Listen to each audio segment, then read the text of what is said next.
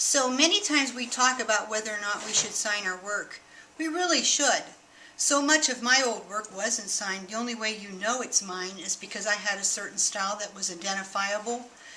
My bigger pieces that I did in the later 90s were signed and dated, and I try very much if I do a piece nowadays to sign it.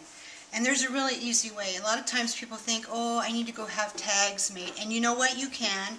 You can contract with someone to have a stamp made, get tags made, whatever.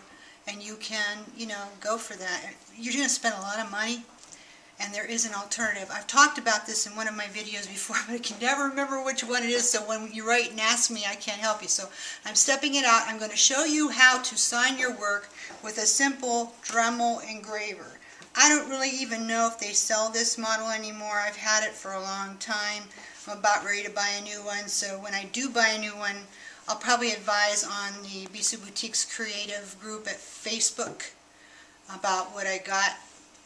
If I can get some kind of a deal, maybe I'll get a bunch of them so that you can get a deal too. I don't know. But I do know Rio Grande carries them, or at least they used to.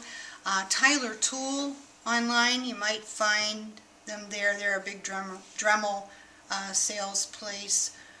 That's where I got my Dremel stylus, so you can check there. But what we're going to do is I'm going to take this and I'm going to put my name on the back of a piece. I can even put it on really teeny on a tag if I want it, or make a maker's mark or date it. You could do that. It's very individualized, and it kind of gives people a little piece of you because it's actually your signature from your own hand. So come on over here. I'm going to show you how I do it real quick. So I don't know if you can see this. I actually signed this. This is a brass ox crescent blank, and I signed this. Now what you could do is go over this with a little bit of black paint and then let it set for about 30 seconds, a minute, rub it back, and then it would darken that. And then I would go over the back of this with Jewelry Shield maybe once you've done that, because you've compromised the plating. And then that way you will have no allergic reactions with your customers. But this is Bisou Boutiques 2013, because I know I'm not going to get a necklace made between now and the beginning of next year. I might surprise you though, so it could be a liar piece. Maybe be worth more money, huh? Anyway, I'm going to show you how I do this. Here's a piece of rusty black. It'll show up better. A lot of times I go at an angle.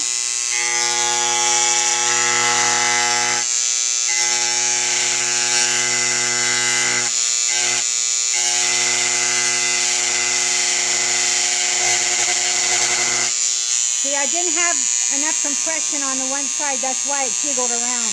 I got Bisou on there. 2012. Just in case I get it made this year. So there's one, Bisou 2012. Don't know how well you can see that. Maybe if I put it and the light. There you go. But at least you've got your mark on that, and they will be able to find that, sign your work. I'm going to do it again on this one and write my whole name. And then I'm going to show you something else that I used to do with these you might find intriguing. So I usually flatten the piece, go at an angle.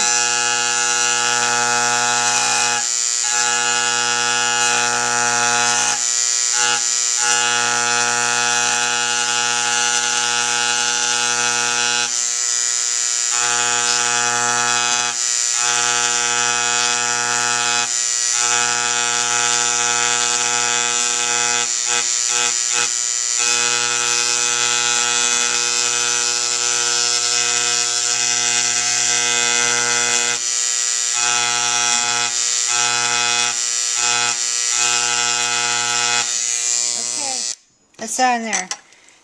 Going at an angle seems to give you a little bit more leverage. Bisou Boutiques 2013. But I did kind of go curved with this one. This is a little harder to do. Okay? Now here's a cool little trick. Back when I had my line, my gimmick with my line, my gift line, was that I engraved on all those little pieces. Here's a piece that I did in collage. This is Friends Forever. Can you see that? I hope this shows up. Mm-hmm. And then I did some little danglies today from that. And I think this will sell nicely in my store as a little pin. Here's one I put Secret Pal. thinking of you. This one I had the setting a little bit too deep. You can see it goes 1, 2, 3, 4, 5 on here.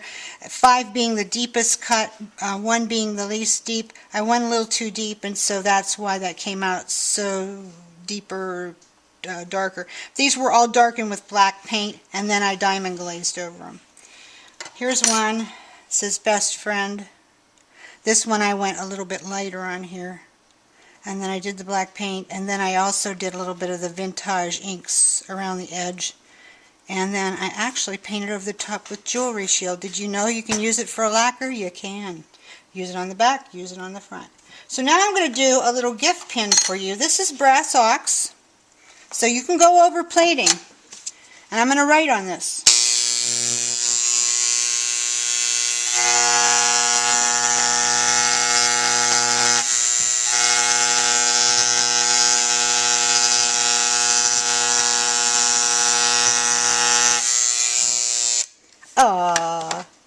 It says love.